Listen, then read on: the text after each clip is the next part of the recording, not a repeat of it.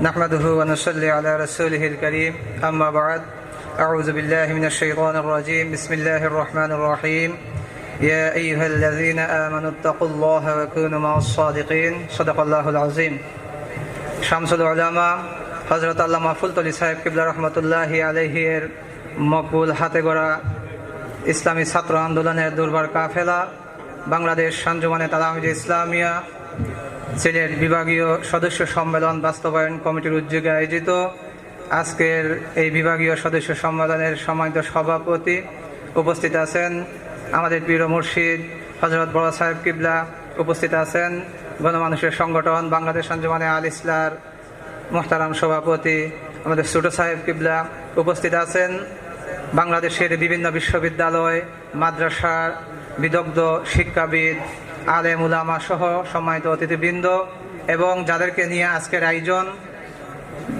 2021-22 সেশনে যারা সদস্য স্তর উন্নয়ন পরীক্ষায় উত্তীর্ণ হয়েছেন, আজকে যারা সনদ গ্রহণ করছেন সদস্য স্তর উন্নয়ন পরীক্ষায় উত্তীর্ণ সদস্য বন্ধুগণ, উপস্থিত তালামিযে ইসলামিয়ার কর্মী ভাইয়েরা, শুরুতে আমি আমার ব্যক্তিগত পক্ষ থেকে এবং বাংলাদেশ আঞ্জুমান তালামিযে ইসলামিয়া কেন্দ্রীয় পরিষদের পক্ষ থেকে মুবারকবাদ জানাচ্ছি। আমরা আজকে দীর্ঘ 1 বছর সংগঠনের স্তরভিত্তিক প্রশিক্ষণ কার্যক্রম শেষে সংগঠনের দ্বিতীয় স্তর প্রাথমিক সদস্য কর্মী এবং কায়েদ, এই 4টি স্তরের মধ্যে দ্বিতীয় স্তর হচ্ছে সদস্য। সিলেট বিভাগে আমরা প্রশিক্ষণ দিয়ে 2 সহস্রাধিক সদস্য আমরা পরীক্ষা নিয়ে নির্বাচিত করেছি। তাদেরকে আজকে সনদ দেওয়া হবে। বড় সাহেব কিবলার দোয়ার মাধ্যমে আমরা আজ থেকে যারা সদস্য সনদ দেওয়া হবে, যারা সদস্য নির্বাচিত হবেন এবং বাকি যারা আমরা তালামিযে ইসলামিয়ার কর্মী আছি, আমরা দিনের খেদমতে নিজেদের আত্মনিয়োগ করব, এই প্রত্যাশা আমি ব্যক্ত করছি এবং রাসূল পাক সাল্লাল্লাহু আলাইহি সাল্লাম এর আদর্শ, সাহাবায়ে কেরামের আদর্শ তথা আহলে সুন্নাত ওয়াল জামাতের আদর্শ বাস্তবায়নে আমরা নিরলসভাবে কাজ চালিয়ে যাব। সম্মানিত সুধী, আজকের এই সম্মেলনে আমি সুনির্দিষ্ট কয়েকটি দাবি প্রস্তাব আকারে উপস্থাপন করছি। আমাদের প্রিয় মুর্শিদ সেগুলো বিবেচনা করবেন। প্রথমত হচ্ছে, আমরা এদেশে ইসলামী শিক্ষার কথা বারবার উঠে আসছে। আপনারা জানেন ইসলামী শিক্ষাকে সংকুচিত করার জন্য বিভিন্ন ধরনের জাতীয় আন্তর্জাতিক ষড়যন্ত্র হচ্ছে এবং সেগুলো তারা বাস্তবায়নের অনেকটা এগিয়ে গিয়েছে। আজকে আমি প্রস্তাব আকারে দাবি দেওয়া উত্থাপন করছি যে সাধারণ শিক্ষার সকল স্তরে ধর্মীয় শিক্ষাকে বাধ্যতামূলক করতে হবে এবং এদেশের সকল ইবতেদায়ী মাদ্রাসা, যেভাবে প্রাইমারি স্কুলকে জাতীয়করণ করা হয়েছে, এই সকল প্রাথমিক ইবতেদায়ী মাদ্রাসাকে জাতীয়করণ করতে হবে। মাদ্রাসা শিক্ষা বোর্ডের সিলেবাস প্রণয়ন, পাঠ্যসূচি প্রণয়নের ক্ষেত্রে মাদ্রাসা বোর্ডের নেতৃত্বে এবং দেশের বিদগ্ধ আলেম উলামাদের পরামর্শের ভিত্তিতে পাঠ্যসূচি প্রণয়ন করতে হবে। এখানে অন্য নাস্তিক মুরতাদদের দ্বারা প্রণীত কোনো পাঠ্যসূচি এদেশের আলেম উলামা ছাত্র সমাজ কখনো গ্রহণ করবে না।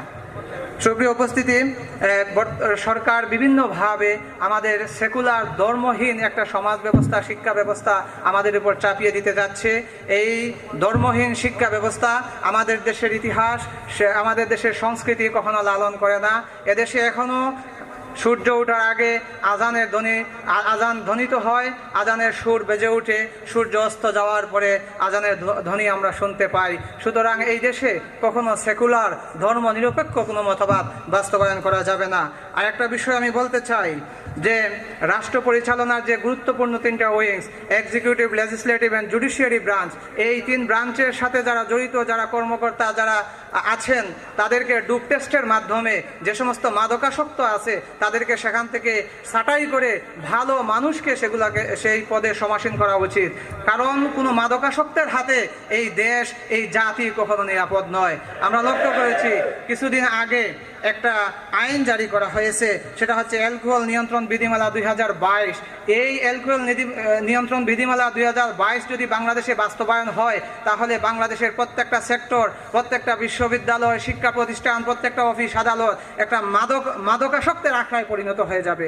সুতরাং আমরা আজকে দাবি জানাচ্ছি অ্যালকোহল বিধিমালা 2022 বাতিল করার জন্য এবং সরকারের গুরুত্বপূর্ণ যে সমস্ত ব্যক্তিবর্গ আছেন কুফরি এবং নাস্তিক্যবাদী বক্তব্য আর যাতে বাংলাদেশের জমিনে না দেওয়া হয়, আলেম উলামাদের যাতে ক্ষিপ্ত না করা হয়, মাঠে না নামানোর যে পরিকল্পনা হচ্ছে পায়তারা হচ্ছে, এটা যাতে না করা হয়, আমি সেই আহ্বান জানাচ্ছি।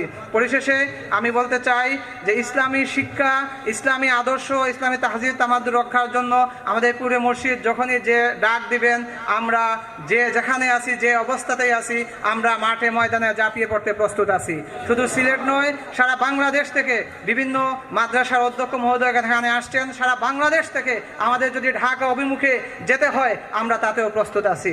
আমরা যদি ইসলাম যদি না থাকে, ইসলামী শিক্ষা যদি না থাকে, তাহলে আমরা বেঁচে থেকে লাভ কি?